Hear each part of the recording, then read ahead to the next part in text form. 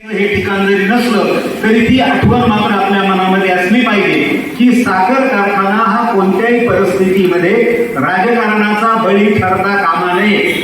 जर कारखाना राजकारणाचा बळी ठरला तर पहिल्यांदा शेतकऱ्याच्या चुली विसतील, कामगाराचे प्रपंच उघड्यावर येतील. आणि म्हणून मित्रांनो, या निवडणुकीकडे राजकारणाच्या पलीकडे पाहण्याची आवश्यकता आहे ही विनंती करण्यासाठी मी या व्यासपीठावर उभा आहे. खरं म्हणजे आम्ही भारतीय कम्युनिस्ट पक्षाचे लोक सतत परिवर्तनाच्या बाजूचे असतो. पुरोगामी विचार जनतेच्या मनामध्ये रुजला पाहिजे ही भूमिका घेऊन काम करतो. आणि अगस्ती सहकारी साखर कारखाना याच्याबद्दलच्या आमच्या श्रद्धा आणि निष्ठा वेगळ्या आहे. कारण या कारखान्याच्या उभारणीचा पहिला शेअर हा कॉम्रेड बाळासाहेब नवलेंनी फाडलेला आहे आणि पहिला शेअर कॉम्रेड बाळासाहेब नवलेंनी घेतलेला असल्यामुळं तो साखर कारखाना कोणत्याही परिस्थितीत राजकारणाचा अड्डा होणार नाही. द्वेष आणि मत्सराचा वनवा पिटून त्या कारखान्याला इजा पोहोचणार नाही याची खबरदारी घेणं हे कम्युनिस्ट पक्ष म्हणून आमचं काम आहे. या निवडणुकीमध्ये सुद्धा आम्ही हेच पाहतो आहोत की कोणत्याही परिस्थितीत अगस्ती सहकारी साखर कारखाना चालला पाहिजे. या तालुक्यातल्या शेतकऱ्याच्या प्रपंचाला त्याचा हातभार लागला पाहिजे.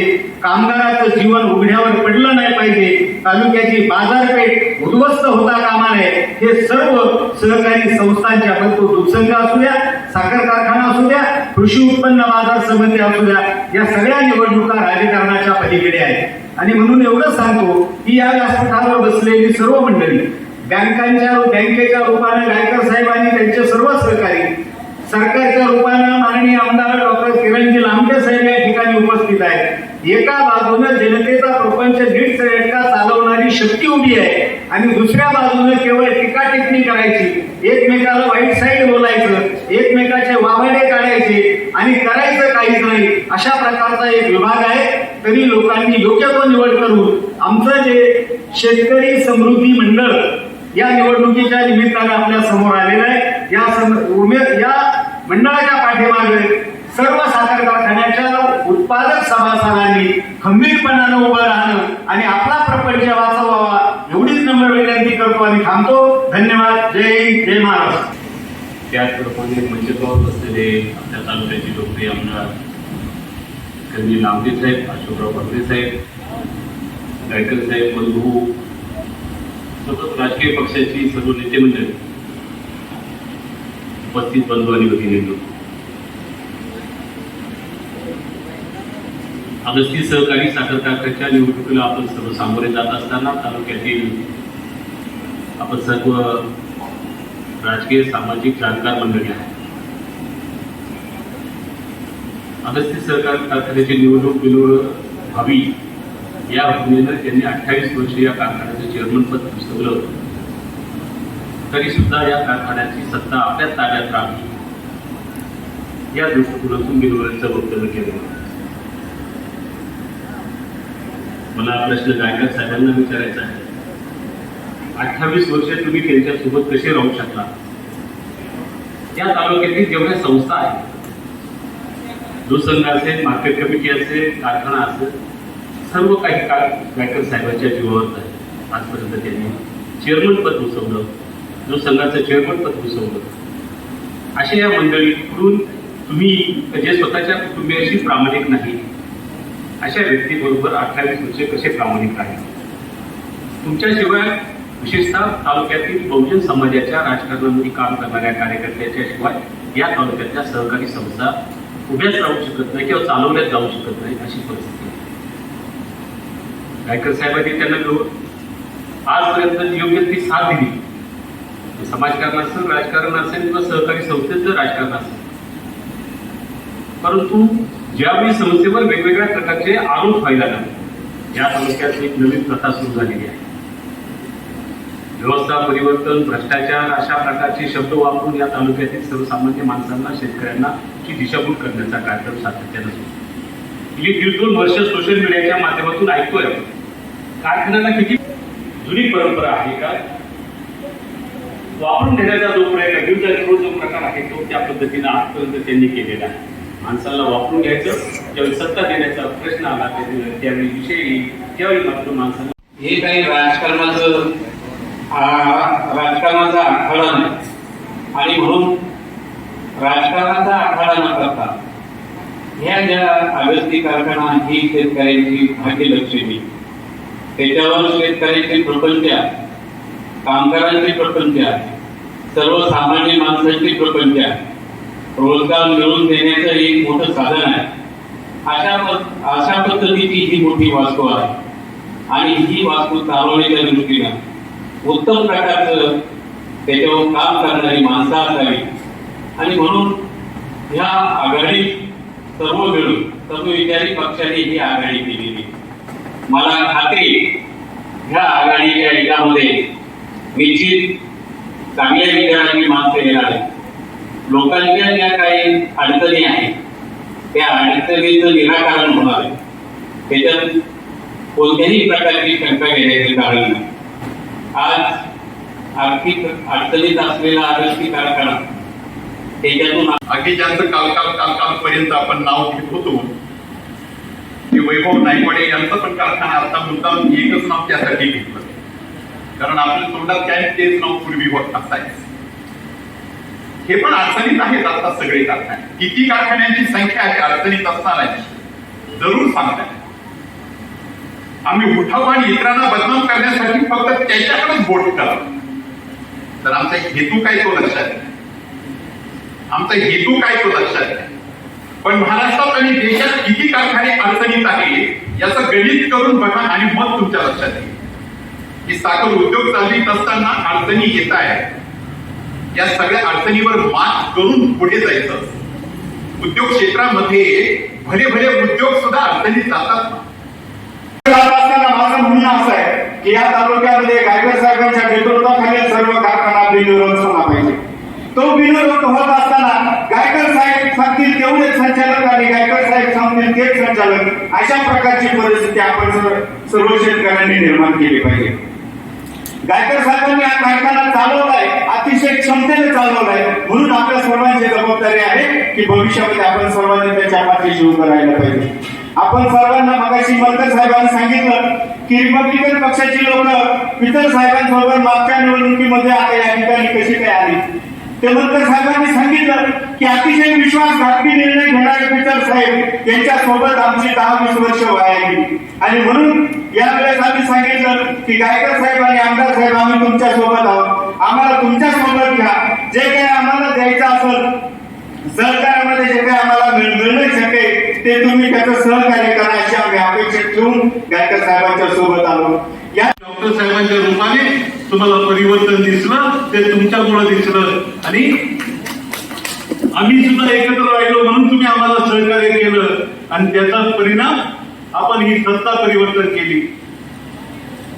मी मुद्दाम बोलतो ही गोष्ट. नगरपंचायतला एकत्र नव्हते, सगळे वेगवेगळे तोंड सगळीकडे होते आणि म्हणून आम्ही सगळ्यांनी पुढाकार घेतला. सगळे कार्यकर्ते बसले आणि निर्णय केला की आपण सगळ्यांनी हा कारखानाच नव्हे तर सर्व निवडणुका, उद्या दूध संघ असेल, पंचायत समिती, जिल्हा परिषद असेल, मार्केट कमिटी असेल, सगळ्यांना एकत्रित राहून आपल्याला सामोरे जायचे.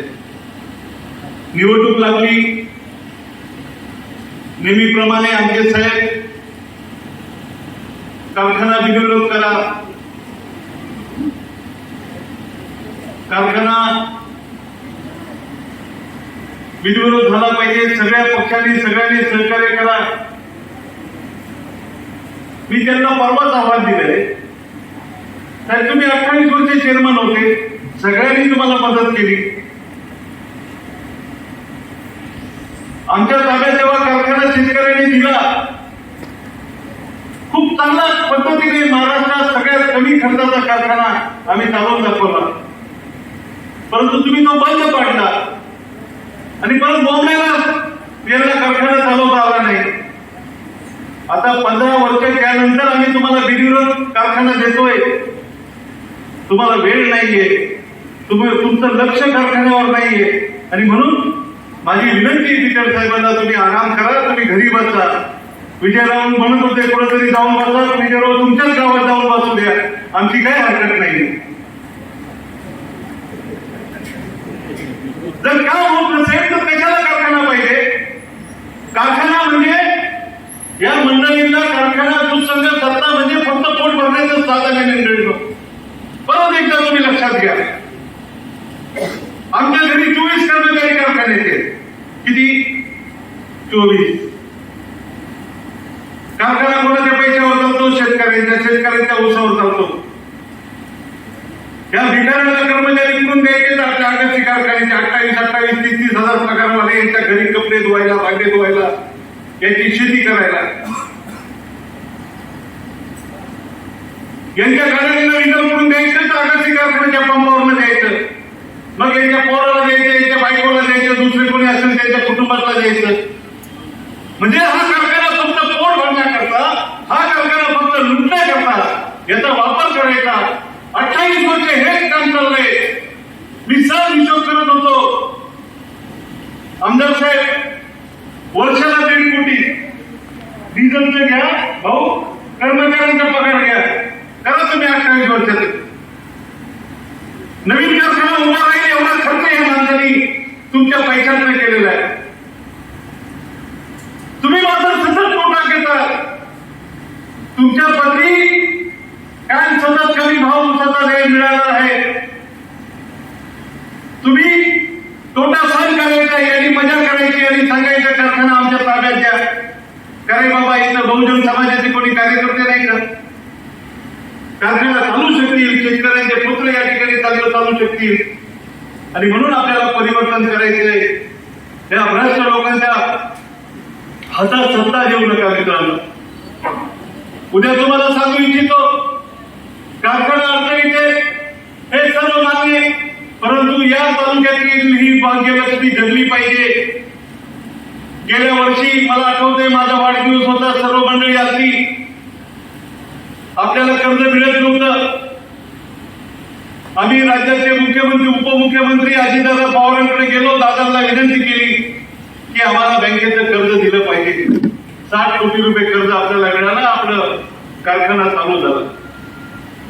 आणि भविष्यात तुम्हाला सांगतो, अडचणीला सामोरं जात असताना हा कारखाना कोणत्याही पद्धतीत कसाही असं उद्या कर्ज घ्यावं लागलं, संचालकांच्या उतार्यावर कर्ज घ्यावं लागलं किंवा कुठून बाहेरून पैसे आणावं लागले तरी आम्ही आणू, परंतु हा कारखाना चालवल्याशिवाय राहणार नाही एवढीच कमाई या ठिकाणी देतो.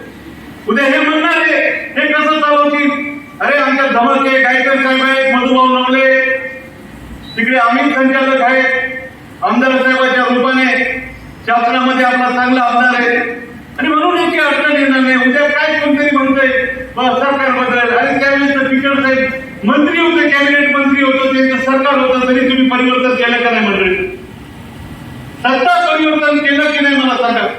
आणि म्हणून ही वेळ आहे, आपल्याला यावेळेस सत्ता परिवर्तन करायचं आहे. चांगले लोक संचालक तुम्हाला देणार, संचालक मंडळ देणार आणि चांगली शिस्त या कारखान्यात आम्ही लावू.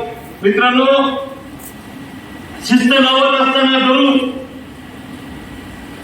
आमचा मानस आहे 4 लाख ऊस आपल्या खालच्या भागात आहे. अजूनही आमच्या आदिवासी भागात ऊस वाढला नाही. खूप झालं तर 200-300 एकर ऊस वाढलेला आहे. आम्ही तयारी केलेली आहे की आता आदिवासी पट्ट्यात सुद्धा ऊस वाढायचा. या वर्षी मागच्या वर्षापासून आमदार साहेबांनी 8.5 कोटी रुपये केळुमच्या लिफ्टला मंजूर केले. आता 1 महिना झाला 3 लिफ्ट 550 एकरच्या 8 कोटीच्या त्या चालू आहेत. दरवर्षी आमदार साहेब मला 20-25 कोटी रुपये उपसा सिंचन योजनेला लागणार आहे. माझ्या आदिवासी शेतकऱ्यांना सुद्धा शेतीला पाणी दिलं पाहिजे, त्यांना ऊस उत्पादन केलं पाहिजे, याच्याकरता प्रयत्न केला पाहिजे. जोपर्यंत आपला आगासी 6 लाख टनापर्यंत 6 लाख ऊस टनापर्यंत जात नाही तोपर्यंत आपल्याला प्रयत्न करावे लागणार आहे. नुसता कारखाना ताब्यात घेऊन आपली गप्प बसणार नाही आणि या कारखान्याला शिस्त लावून आर्थिक बचत कशी होईल याकडे सगळे लक्ष देऊ. आणि जरूर मी सांगतो, अजून बरंच काय बोलायचंय. आजची ही प्राथमिक मीटिंग आपली आपण सुरुवात केली आहे. 4 विभागात भाग्यलक्ष्मी अगस्ती सहकारी साखर कारखान्याची निवडणूक पंचवार्षिक निवडणूक येत्या 17 तारखेला होते आणि त्या निवडणुकीच्या संदर्भामध्ये तालुक्यातील सर्व समविचारी पक्ष एकत्र येऊन शेतकरी समृद्धी मंडळाची स्थापना केली. आणि त्या शेतकरी समृद्धी मंडळाच्या वतीनं त्या पक्षातल्या कार्यकर्त्यांनी अनेक उमेदवारी अर्ज भरलेले आहेत. उमेदवारी अर्ज मागे घेण्याची 6 तारीख आहे आणि मधील 15 दिवसाचा जो कालावधी आहे तो वाया न घालवता आपण सभासदांच्या पुढे काही हितगुज करण्यासाठी आपण गेलो पाहिजे. आणि म्हणून 2-3 दिवसापासून आम्ही विभागवार मिटिंगा घेतल्या. आदिवासी तिन्ही पट्ट्यामध्ये आम्ही मिटिंगा केल्यात आणि आज आपल्या या प्रवरा पट्ट्यामध्ये आगन गटातली ही आपल्या 10-5 गावांची एक छोटासा मेळावा म्हणा या सगळ्या गावांचा आज होतोय. या मेळाव्याचे अध्यक्ष या गावचे आमचे जुने जाणते नेते आदरणीय उमरे गुरुजी, ज्यांच्या नेतृत्वाखाली हा शेतकरी समृद्धी मंडळ आपण स्थापन केले ते या तालुक्याचे लोकप्रिय आमदार आदरणीय डॉक्टर किरणजी लामटे साहेब, या मंडळाचे समन्वयक ज्यांनी सगळी मंडळी एकत्र आणली ते आपल्या राष्ट्रवादी काँग्रेसचे ज्येष्ठ नेते आणि जिल्हा परिषदेचे माजी अध्यक्ष आदरणीय अशोकरावजी भांगरे साहेब,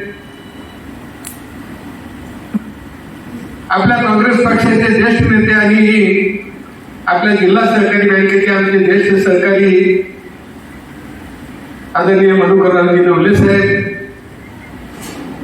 कम्युनिस्ट पक्षाचे ज्येष्ठ नेते आदरणीय कॉम्रेड उगले साहेब, शांतारामजी वाळून, आरपीआयचे नेते विजू भाऊ यांचे सर्व सहकारी,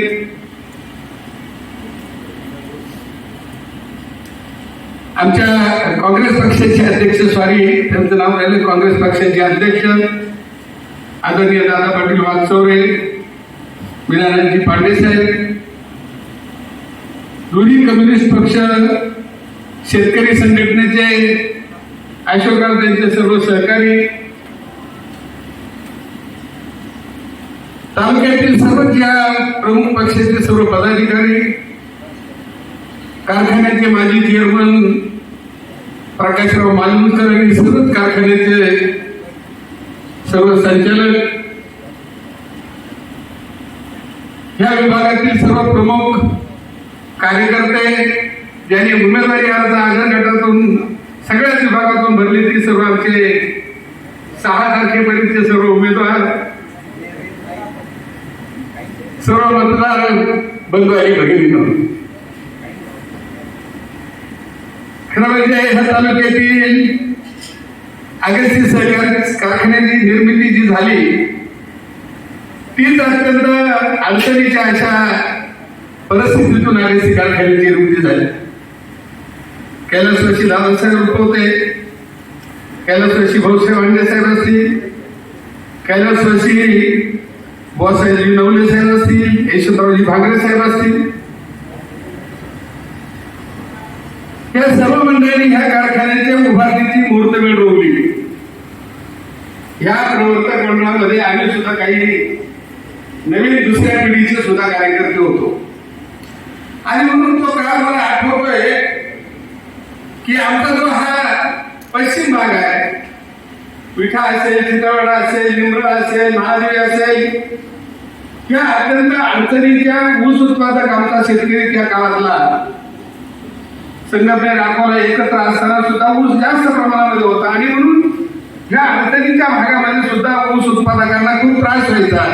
जून पर्यंत गाळत चालायचं, खोडक्या ऊसांच्या व्हायच्या आणि म्हणून आपल्याला तालुक्यातला कारखाना झाला पाहिजे ही भूमिका तालुक्यातल्या सर्व मंडळींनी घेतली आणि अगस्ती कारखान्याची निर्मिती झाली.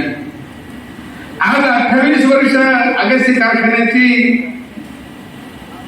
उभारणी सुरुवात होऊन झालेली आहे आणि म्हणून तेव्हापासून मला आठवतं 89 पासून आपण सुरुवात केली आणि 92ला पहिल्या गळीत हंगाम आपण सुरू केला. आदरणीय ह्या देशाचे नेते शरदचंद्रजी पवार साहेब यांच्या अथक प्रयत्नानं याला लायसन्स मिळालं आणि त्यांच्या शुभ हस्ते आपण उदय वाढवून ह्या कारखान्याची सुरुवात केली आणि तेव्हापासून गेली अनेक वर्ष जो काही कारखाना उभा झाल्यानंतर त्याला जे काही रॉ मटेरियल लागते 25 टनांचा कारखाना त्याला साधारण 6 लाख टन तरी ऊस पाहिजे, परंतु गेली 28 वर्षामध्ये आपण ती पूर्तता करू शकलो नाही. Lakh ton, 1.25 lakh ton, 2 lakh ton, 2.5 lakh ton आणि म्हणून ह्या सगळ्या अडचणीच्या परिस्थितीमध्ये आपण 2500चा कारखाना उभा केला.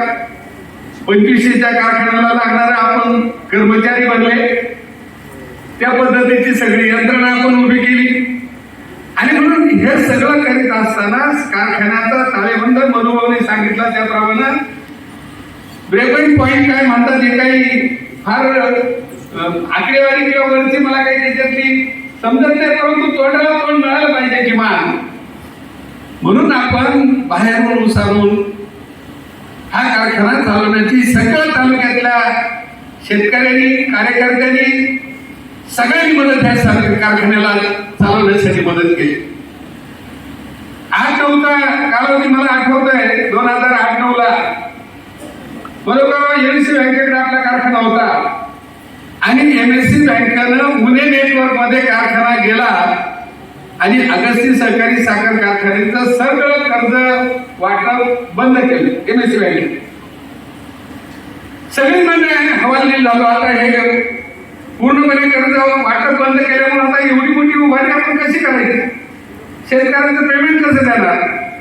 आणि म्हणून त्यावेळेच्या एवढ्या अडचणीच्या काळामध्ये आम्ही सर्व संचालक मंडळी त्यावेळेस निर्णय घेतला आणि पूर्ण वर्षभर साखर विक्री करून त्या विक्रीतून आम्ही शेतकऱ्यांचं ऊसाचं पेमेंट केलं. अत्यंत अडचण आणि म्हणून हे काही फार दिवस आपण करू शकत नव्हतो. कधी ऊस साखरेला चांगले भाव, कधी कमी भाव आणि म्हणून हे काही चालणार नाही. आणि म्हणून त्यावेळेस मी जिल्हा बँकेच्या संचालक मंडळामध्ये होतो आणि मी सर्व संचालक मंडळाला आमच्या जिल्हा बँकेच्या विनंती केली की आम्ही अगस्ती कारखाना असा आमचा अडचणीत आहे, आदिवासी तालुका, अडचणीतला तालुका आणि म्हणून आपला हा आमचा कारखाना जिल्हा सहकारी बँकेकडे घ्या. आणि म्हणून त्या काळामध्ये अनेक दिग्गज मंडळी जिल्हा बँकेमध्ये होती आणि अनेकांच्या आता आजारी पडलेला कारखाना आपण जर घेतला इकडे तर अजून तो अडचणीत म्हणून काही विरोधही झाला, परंतु काही मंडळींनी सगळी मदत केली आणि अगस्ती सहकारी साखर कारखाना जिल्हा बँकेकडे आला. आणि तेव्हापासून गेली 10 वर्ष आतापर्यंत किमान हा कारखाना सातत्यानं चालू ठेवण्याचं काम आम्ही सर्व मंडळींनी केले.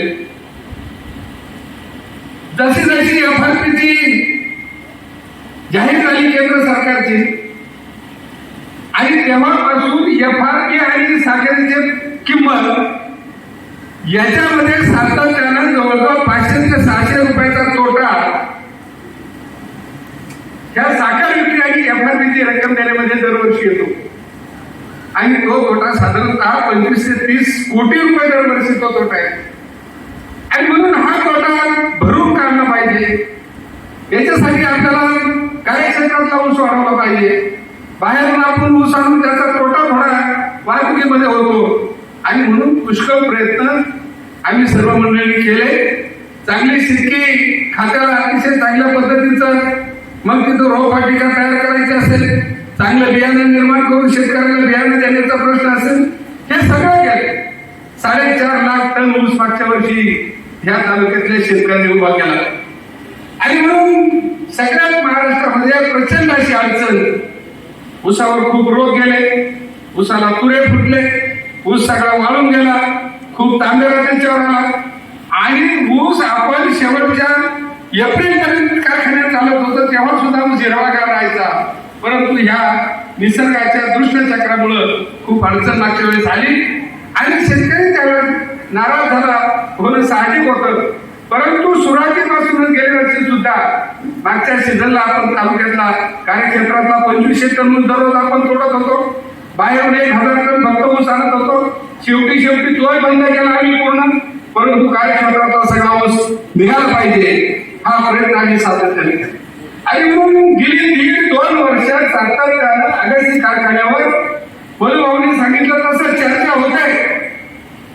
तालुक्यातील लोक ती सगळी चर्चा ऐकताय, कुणी त्याच्यावर बोलत नाही. परंतु इतका कर्ज झालं, तितका कर्ज झालं, भयानक असं त्यांनी त्याच्यामध्ये हे झालं. ह्या सगळ्या चर्चा, परंतु मी तुम्हाला सांगतो, तुमचा प्रतिनिधी म्हणून जिल्हा सहकारी बँकेमध्ये अजितदादा पवार साहेबांनी मला काम करण्याची चेअरमन म्हणून संधी दिली आणि म्हणून किमान 6 वर्ष हा अगस्ती कारखाना चालू तरी ठेवलाय. आज 200-300 अर्ज ह्या अगस्ती कारखान्यामध्ये जे काय भरले गेले हे भरण्याकरता तरी तो कारखाना आम्ही या जिल्हा सहकारी बँकेच्या माध्यमातून तो टिकवलाय, चालवलाय. अडचणी आहे, कामगारांचे पगार वाढलेले, 25 कोटी रुपये दर वर्षाला पगार जातोय. हे कर्ज प्लेटचं कर्ज असेल, आपल्याला या इथनच्या उभारणीचं कर्ज असेल, या सगळ्या कर्जांचं व्याज 25 कोटी रुपये झाले आणि जवळजवळ 50 कोटी रुपये हे नुसतं व्याज आणि कर्मचाऱ्यांचा पगार आणि मग एकूण साखरेची मिळणारी किंमत आणि एकूण एफआरपीला देणारा हा फार मोठा तोटा होतोय. तरी सुद्धा सक्षमपणानं आपल्याला हा कारखाना चालवलाच पाहिजे, टिकावलाच पाहिजे. त्या कर्ज घ्यावंच लागतंय, कर्ज घेतलंय, पेमेंट आपण दिलंय. तर अनेक मंडळी त्यावेळेस हे म्हणत होते गेली वर्षी शेवटचं पेमेंट अगस्ती कारखान्याचा देणार नाही, आमकच करणार नाही, तो बंदच पडेल. हे जरी सगळं असलं तरी सुद्धा ह्या तालुक्यातल्या आम उत्पादक शेतकऱ्यांची भूमिका ही आहे. अनेक वेळा सुरुवातीला 200 रुपये कमी घेतले असतील, कर्मचाऱ्यांचे पगार आजही थकलेले, ते सुद्धा मदत करतायत. तरी सुद्धा हा अगस्ती कारखाना चाललाच पाहिजे ही भूमिका या तालुक्यातल्या सर्व शेतकरी, कामगार आणि आमच्या सर्व तालुक्यातील जनतेची आहे, सर्व प्रमुख कार्यकर्त्यांची आहे. आणि म्हणून त्यासाठी करणं जरी झालं तरी चालेल, येतात कधी 2-3 वर्षामध्ये हे दुष्ट चक्र जाईल आणि चांगले साखरेला दिवस आल्यानंतर हे कर्ज एक दिवस मिळेल. आणि मग नुसतं साखर करायची आणि ती विकायची, याच्यावरच आता ही साखर कारखानदारी चालणार नाही. आणि म्हणून इथेनॉल सारखा प्रकल्प डिस्टरी आपण उभी केली आणि म्हणून त्यातून काही आपल्याला हा जो म्हणला जो 2500 कोटीचा तोटा दरवर्षी होतोय, हा तोटा आपल्याला कमी करता आला पाहिजे. आणि म्हणून हा इथेनॉलचा प्रकल्प आपण उभा केलाय आणि म्हणून त्याच्यातून आपल्याला काही भरीव चांगलं काम करून आपल्याला त्याच्यातून काही तोटा कमी करता येतो का, हा प्रयत्न आपण करतो आहोत. आणि म्हणून हे सगळं करीत असताना अनेक अडचणी आजही एफआरपीचा आणि या सगळ्या याचा हिशोब केल्यानंतर आज तरी पण आम्हाला आशा आहे की गेली 2-3 वर्षामध्ये आमचा जो बरेच लोक कामगार वर्ग आहे, जो परमनंट कामगार जो मोठ्या प्रमाणामध्ये त्यांचं पेमेंट करावं लागतं, ते रिटायर होत आहेत आणि म्हणून त्यातूनही बरीचशी रक्कम आता काही दिवसांनी कमी होईल. आणि म्हणून हे सगळे काही तोटे आपल्याला कसे कमी करता येतील हा प्रयत्न खरं म्हणजे आम्ही सगळी मंडळी करत आहोत. आणि म्हणून हे सातत्यानं मग हा कारखाना चालवण्यासाठी हे कोण सगळे एकत्र करू शकतो. आज आमच्याकडं बँक झालं, जिल्हा बँकेचं कर्ज घेऊन सुद्धा आमची बाबासाहेब पतसंस्था असेल, जललक्ष्मी असेल, अगस्ती असेल, या सगळ्या पतसंस्थेकडून 7-10 कोटी कर्ज आम्ही आमच्या नावावर या सर्व आमच्या संचालक मंडळाच्या नावावर, कामगारांच्या नावावर कर्ज घेऊन आपण कारखाना चालू ठेवण्याची जबाबदारी आपण स्वीकारली. आणि मग कोण ही सगळी जबाबदारी कारखाना चालवण्याची कोण घेणार आहोत, ती जबाबदारी आम्ही स्वीकारलेली. आम्ही सगळे पतसंस्था चालवणारे सगळे बसलेले सगळे कार्यकर्ते आहोत. जिल्हा सहकारी बँक ही प्रामुख्यानं कारखान्यांना मदत करते. त्या जिल्हा बँकेमध्ये आम्ही 3 संचालक आहोत. मी संचालक आहे, मनोहर संचालक आहेत, आम्ही काँग्रेस संचालक आहोत. आणि ह्या संचालक मंडळाचं नेतृत्व जिल्हा बँकेचे जे करतायत ते आदरणीय अजितदादा पवार साहेब असतील, आपल्या राज्याचे महसूल मंत्री आदरणीय बाळासाहेब थोरात साहेब असतील, हे नेतृत्व जिल्हा सहकारी बँकेत त्यांच्या आधिपत्याखाली दिलं जायचं. आणि मागच्या वर्षी अडचण आली चालवायला, त्यावेळेस सुद्धा आदरणीय आपले आमदार साहेब लांबे साहेब, आदरणीय भांगरे साहेब, आम्ही सगळे पांडे साहेब वगैरे आम्ही सगळे मंडळी आम्ही अजितदादांना भेटलो, बाळासाहेब थोरात साहेबांना त्यांना जाऊन भेटलो आणि साहेब कारखाना चालवण्यासाठी आम्हाला बँकेकडून मदत करावी लागेल, आमची काही थकबाकी झालेली. आणि म्हणून त्यांनी प्रयत्न करून आम्हाला 65 कोटी रुपये दिले आणि कारखाना चांगल्या पद्धतीने चालवला. या पहिल्या पेमेंट आपण सगळं आपण दिले. आणि म्हणून ह्या पुढच्या काळामध्ये जिल्हा सहकारी बँक, अजितदादा, बाळासाहेब थोरात साहेब, आमदार साहेब, आपले शासन, ही सगळी मंडळी आपल्या मदतीला आहे. आणि म्हणून कोणत्याही परिस्थितीमध्ये शेतकरी समृद्धी मंडळाचे जे उमेदवार आपण 6 तारखेला देऊ, त्या मंडळाच्या सगळ्या उमेदवारांना मदत करावी, तेच कारखाना चालू शकतील. अन्यथा खूप अडचण आहे. तुम्हाला मी सांगतो, महाराष्ट्रातले अनेक मातबर कारखाने, राहुरी सारखा कारखाना, जो कारखाना त्याच्या कार्यक्षेत्रामध्ये 20 लाख टन ऊस आहे. आमच्या निफाडचा कारखाना त्या कार्यक्षेत्रामध्ये 20 लाख टन ऊस आहे. सह्याद्री कारखाना सातारचा नंबर 1 महाराष्ट्रातला कारखाना, तो या सीझनला मागच्या वेळेस बंद झालेला आहे. असे अनेक मातबर असणाऱ्या ऊस मोठ्या प्रमाणात असणारे कारखाने सुद्धा बंद राहिले. परंतु या अगस्तीच्या कृपेनं हा अगस्ती सहकारी साखर कारखाना सातत्यानं 28 वर्ष आपण आपल्या सगळ्यांच्या सहकार्याने तो चालवलाय. आणि म्हणून ती चालवण्याची जबाबदारी आपल्या सर्व सभासदांची, सर्व तालुक्यातील प्रमुख कार्यकर्त्यांची, जिल्हा सहकारी बँकेच्या माध्यमातून हे सगळं आपण करू शकू. आपण चालू आज फक्त हे याची परिस्थिती, परंतु अजूनही पुष्कळ आता सभा चालू आहे. अनेक आरोप प्रत्यारोप आमच्यावर होत आहे, व्यक्तिगत स्वरूपाचे होत आहे. परंतु ते 6 तारखेनंतर त्याला आम्ही जाहीर सभेमधून त्याची उत्तरं देऊ. कोण कारखाना चालू शकतो आणि कोणाकडे काय त्याचं नियोजन आहे, ही बोलूभाऊ आहे. आम्ही सगळी मंडळी अशोकराव आमदार साहेबांची भूल आपण द्यावे. आणि अशोकरावने आम्ही मिटिंग केली, अशोकरावने जेवण दिलं. अरे ह्या महाराष्ट्राची परंपरा आहे, संस्कृती आहे, बांगलेकरांनी दिलं आम्हाला जेवण. लांबे कालांनी लवळीला मिटिंग केली, अरे दिलं आम्हाला गुरुजीने जेवण. काय वाईट आहे त्याचं जेवण घेणं? आम्ही जमलं त्या जेवणावर त्यांच्या आजपर्यंत आमचं अजून इथं आलो तर एवढी मंडळी काय आता काय कशी जाणार उपाशी? आणि ही संस्कृती महाराष्ट्रातली आपण सगळी आणि म्हणून आणि हे सगळं करावं लागतं. आणि म्हणून ह्या चर्चा होऊ द्या. गायकाच्या नावानंतर 1.5 वर्ष एवढा शंका झाला, त्याची उत्तर मी देणार, 100% देणार आहे. तो कामगार तो झाला व्हायचं. अरे अशीच माणसं चालवतात. फार तज्ञ मंडळी वाटवा केलाय त्या चालवतात. अरे ह्या कारखान्याची कारखाना ज्यावेळेस लायसन्स मिळालं त्यावेळेस डिस्टलरीची मंजुरी त्यावेळेस मिळाली अगस्ती कारखान्याला. परंतु नाही डिस्टलरी चालू करून दिली. अगस्तीच्या नावाने दारू करायची नाही. अरे स्पिरिट, इथेनॉल याच्यातून काही दारू झाली असती का? पण नाही होऊ दिला तो. ही जर डिस्टलरी त्यावेळेस झाली असती कधी, तर हा अगस्ती सहकारी साखर कारखाना आज आमच्या कोळपेवाडीचा कारखाना जो चालू आहे महाराष्ट्रात नंबर 1चा. आणि ती परिस्थिती शेतकऱ्याला 2 पैसे देता आले. आणि हे सगळे मोडतोड करणारी माणसे काही विनायकांकडून यांच्याकडून नाहीये. आणि म्हणून जाऊ द्या, ते भूल होतं त्यावेळेस. परंतु वेगळ्या पद्धतीचा विषारी प्रचार, विषारी भाषण, व्यक्तिगत करणारी नसती, एवढंच काम ही मंडळी करू शकतात. तुम्हाला सगळ्यांना माझी नम्र विनंती आहे, हा कारखाना चालवण्यासाठी अथक परिश्रम, लागायचा परिश्रम आम्ही सगळी मंडळी घेऊ. परंतु हा कारखाना बंद पडू देणार नाही. आणि त्यासाठी शेतकरी समृद्धी मंडळाचे 6 तारखेला जे उमेदवार अत्यावश्यक मला जे उमेदवार आहे सगळे इथं बसलेली, सगळी जी आमची एकत्र आहे, सगळे कारखाना चालवण्याच्या सगळ्या चेअरमन आणि लायकीची सगळी मंडळी आहे. आणि म्हणून तुम्ही काही काळजी करू नका. हा अगस्ती कारखाना चांगल्या पद्धतीने चाललाच पाहिजे. आणि त्याची बसवायचे सगळे कसा तो नफ्यामध्ये कसा अडचण निघेल हा प्रयत्न अजितदादा पवारसाहेबांनी बाळासाहेब थोरात बसून या कारखान्याला कशी चांगली मदत करता येईल करता येईल. परंतु आपण सगळे ह्या बाकीचे जाऊया. कोण लोक किती वर्षाचे 50, 90 वर्षाचे, 80 वर्षाचे काय काय दिलंय काम आपल्या सगळ्यांच्या समोर हा सगळा इतिहास आहे. कधीच एका वर्षामध्ये 2 महिने सुद्धा गेले राजीनाम्यातून मोकळे, कधीच बंद काम करायचं नाही. आणि म्हणून अशा लोकांनी या संस्था चालणार नाही, हे संस्था मोकळी सांगतील. आणि म्हणून माझी विनंती आहे सर्व शेतकरी बंधूंना, अनेक वेगवेगळ्या पद्धतीचा याच्या पाठीमागे जाऊ नका. ही अगस्ती कारखाना या तालुक्याची परत हा जर मोडला तर आता परत ह्या तालुक्याला कारखाना मिळणार नाही. खूप अडचणी सगळेच कारखाने झाले.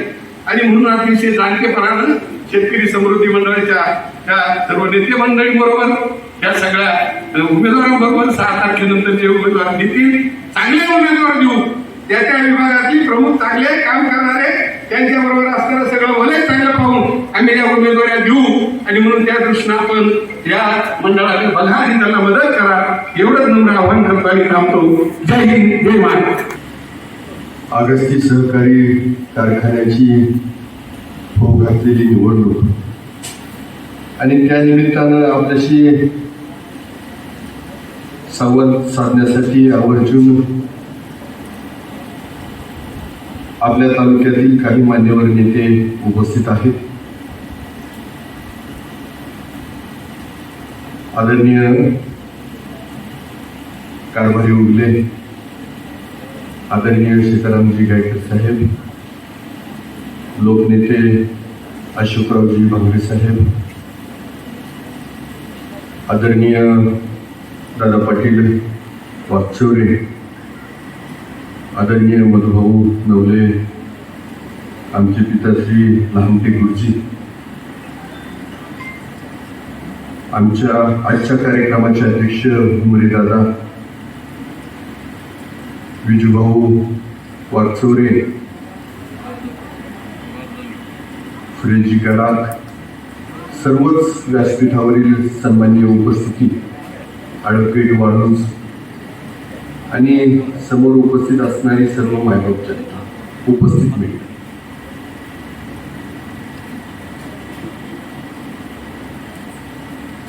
लोकमताच्या निवडणुका आणि सहकारातल्या निवडणुका यामध्ये फरक आहे.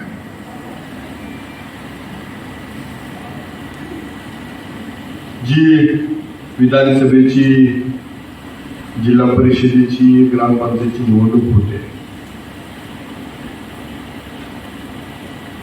तर ती निवडणूक ही निवडून आलेल्या लोकांना शासनाकडनं निधी आणायचा आहे, त्याच्यावरती गाव चालवायचं आहे, भाग चालवायचा आहे, तालुका चालवायचा आहे, महाराष्ट्र चालवायचा आहे.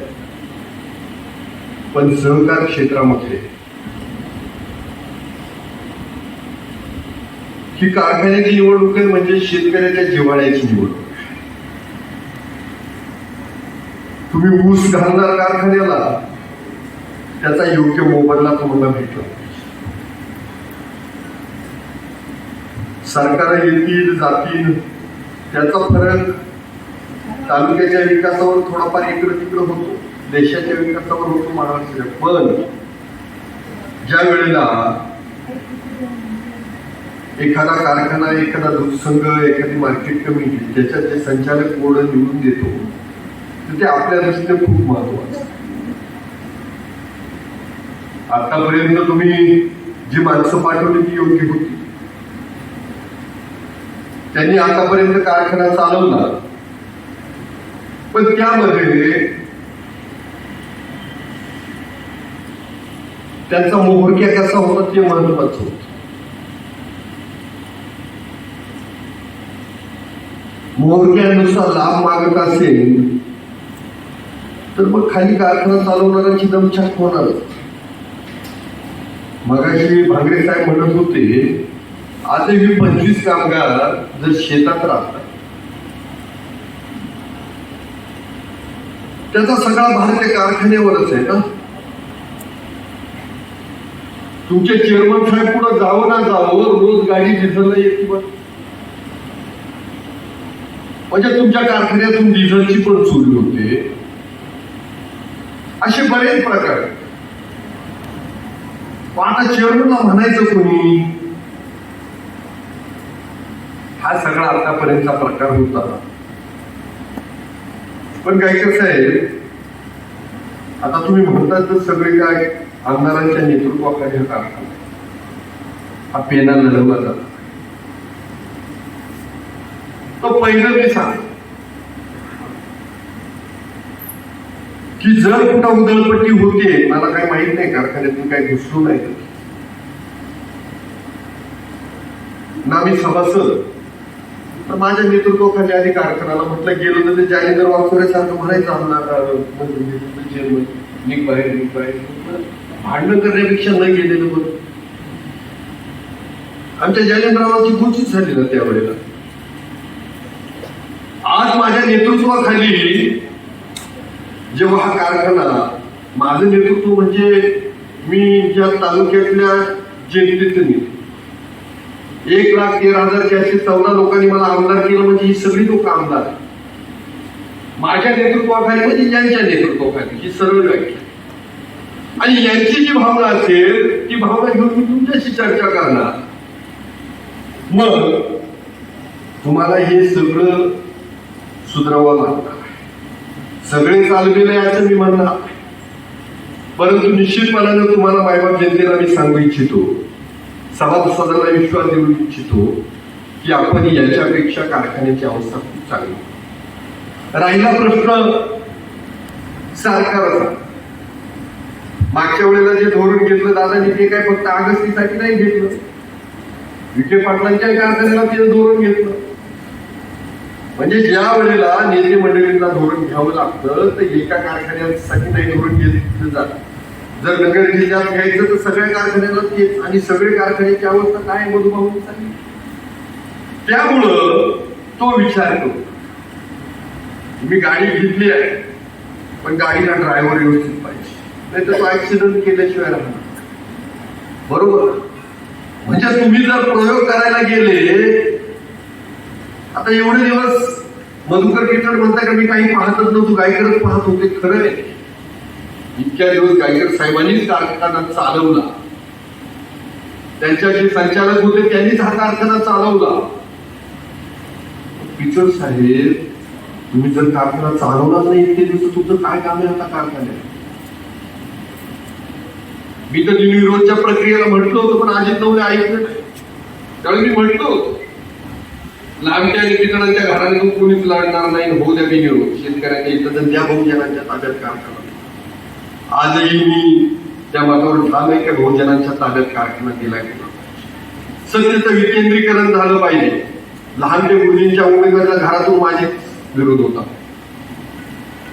परंतु लोकांनी आग्रह केला, माझ्या परस्पर उमेदवारी डिक्लेअर करून टाका. आता घरातच नको दोन गट म्हणून मी आपला पाठिंबा देतो. भांगरे साहेबही तयार नव्हते, पण सगळ्या वरच्या आदिवासी बांधवांतून सूर यायला लागला की नाही तुम्ही उमेदवारी केल्या पाहिजे. तर माझं म्हणणं आहे, जसं मगाशी पर्वतरावांचं नाव इथून येत आहे, तर गायकर साहेब जो जनतेतून आवाज येईल ना, सभासदांमधून जो आवाज येईल त्याचा आदर करून आपले जे 21 उमेदवार द्यायचे ते दिले गेले. लोकांवरती लादू नका. लादलं तर रिझल्ट भेटत नाही. हा जमानाच नाही लादण्याचा. प्रत्येक जण स्वावलंबी आहे. आणि म्हणून कोण काय अपप्रचार करतंय, कोण काय बोलतंय, त्या गड्यांबरोबर बरेच दिवस मी काढले, पण त्यांनी तुमच्या विरुद्ध आग लावायची आमच्याकडं आणि परत येऊन तुमच्याशी आपण चर्चा करायची. भांगरे साहेबांमध्ये माझं एवढं चांगलं, पण आमच्या दोघांमध्ये वैर कसं तयार होईल आणि यांचं कसं फळ आतापर्यंत असं राजकारण आता कुठंच काही शिजत नाही. भांगरे साहेब 2 महिन्यापूर्वी जे आपल्याशी चांगलं बोलत होती ती लोक आपल्या विरोधात आता बोलत आहेत. फक्त स्वार्थापोटी बोलायला लागले. मुळाखोऱ्यामध्ये राष्ट्रवादीचा वर्धापन दिन आणि तुम्ही 10 गावामध्ये गावबंदीचा निर्णय म्हणजे तिथं जाहीर केलं, लोकांनी प्रतिसाद नाही दिला. आणि कसे देतील प्रतिसाद? त्या कोथरूडचा पूल 1 वर्षात मी उभा केलाय. 2 वेळेला पाहिजे तेवढं पाणी खाली सोडलं, लोकांना नाही टंचाई भासली.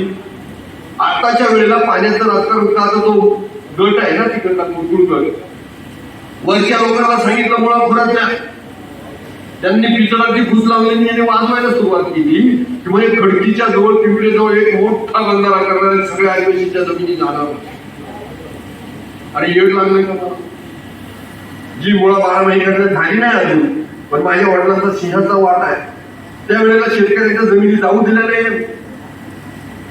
आजही सांगतो, गायकर साहेब, लहानपे गुरुजी, मीनानाथ पांडे ही सगळी मंडळी आली होती तिथं. 150 ते 200 MCFची साईड दाखवली. तिथं कोणाची जमीन जाते? फॉरेस्ट जात आहे का? नाही जात. म्हणजे अशी माझ्याकडे एक साईड आहे. मग त्यांनी परत क्लुप्ली काढली की नाही म्हणे पिंपळगाव खांडच्या खाली धरण झालं पाहिजे. अरे जर 150 MCFची पाणी तुम्हाला पिंपळगाव खांडमध्ये भेटत आहे, त्याचा वरच्या भागामध्ये कुठंच वापर केला जात नाही, आदिवासी बांधवांनाही कुठं त्रास होणार नाही, एवढा आयडियल प्रोजेक्ट माझ्या अंदाजे पहिल्यांदा होणार आहे. तर प्रत्येक ठिकाणी तुम्हाला जमिनी द्याव्या लागतात. आदरणीय जयंत पाटलांनी सांगितलं तुम्हाला हे काम करून देतोय, परंतु यांनी वातावरण एवढं पेटवलं की जे औरंगाबाद तिकडले आमदार आहेत बघ, ते जागा झालं तर माझ्या लोकांनी बसतात. म्हणजे याला काम नक्कीच शेतकऱ्यांचे प्रश्न सोडवायचे आहेत का फक्त कारखाना पुढे आलाय लोकांनी मतदान करावं म्हणून हा संभ्रम निर्माण केला. मी आजही सांगतो की पठाणाला मी पाणी देणार आहे, पण कधी ज्या वेळेला पिंपळगाव खांड मध्ये नवीन पाणी उपलब्धता होईल त्या तो माझा मतदारसंघ आहे. शब्दाचा छळ मी कधीच करणार नाही.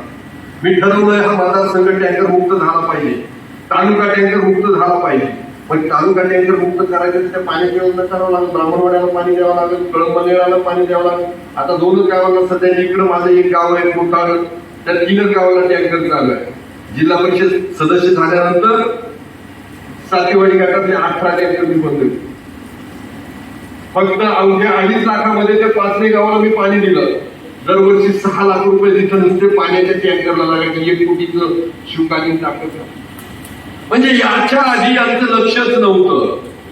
जे दाखवत होते कारण आम्ही आमदार मंत्री नाही राहिलो तर अकोले तालुक्यात हवा व्हायची बंद होईल, पाणी व्हायचं बंद होईल, सगळं सूर्य उगवायचा बंद होईल असं दाखवत होते.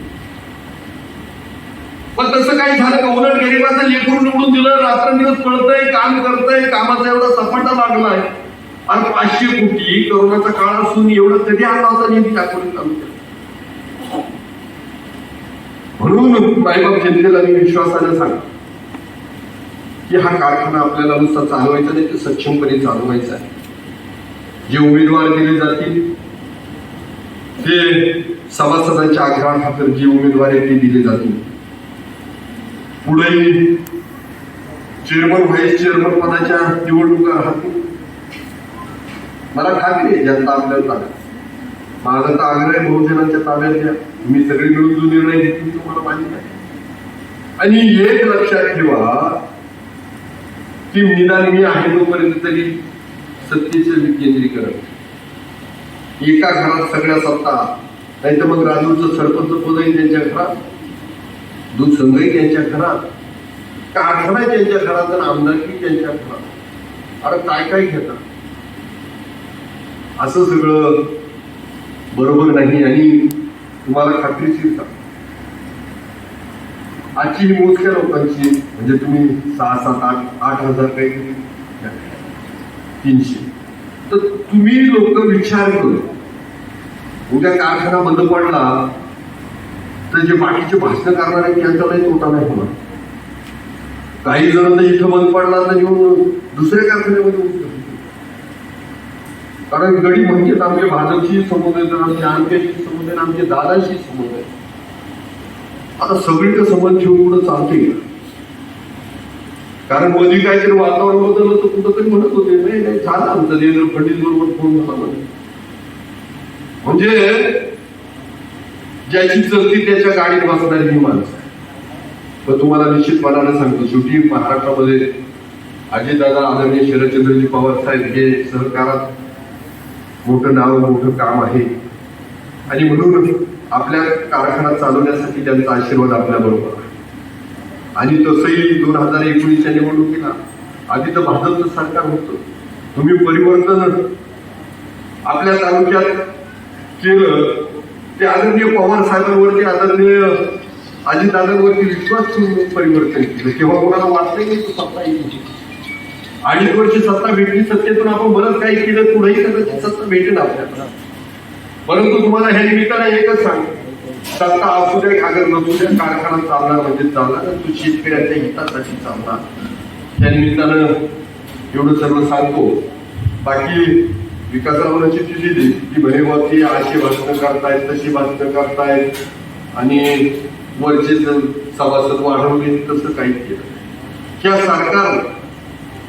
त्या सरकारनं आदिवासी शेतकऱ्यांचं जे प्रपोजल पाठवलं होतं त्यांचं 5,000चं 10,000चं शेअर भरून दिलं. त्यामुळं ते 3-3.5 हजार आदिवासी बांधव बिगर उत्पादक शेतकरी मतदार आहेत. तो उलट फायद्याची गंमत आहे. कसं आहे की सामान्य माणसं आहे, सत्याच्या मागे धावतात, भरभरून वाढवून देतात की नक्कीच आपल्या बरोबर राहतील. परंतु गायकर साहेब जे बिगर उत्पादक लोक आहेत त्यांच्यासाठी आपण जसं बाकीच्या शेतकऱ्यांना आपण साखर देतो दरवर्षी तर 500 किलो साखर दरवर्षी आमच्या आदिवासी शेतकऱ्यांना किंवा जे बिगर उत्पादक शेतकरी आहेत त्यांच्यासाठी आपल्या याच्या अजेंड्यामध्ये तसं घोषणा करावी. हा केली का? कारण काय आहे की त्यांनाही कारखान्याचा काहीतरी जीवाला वाटलं पाहिजे ना. नाहीतर काय ते म्हणतील आम्ही सभासद आहे पण आम्हाला फक्त निवडणुकीलाच विचारा नाही असं होतं कामा नये.